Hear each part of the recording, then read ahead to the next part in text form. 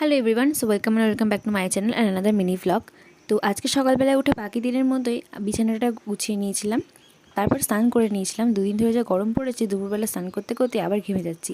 দেন একটু skin care করে নিয়েছিলাম, তারপর ছাদে গেছিলাম, মেনলি জামা কাপড়গুলো মেলতে ছাদে গেছিলাম। তো পদ্ম ফুলগুলোর অবস্থা ভীষণ বাজে হয়েছিল, তাই মা অন্য জায়গায় আবার লাগিয়েছে।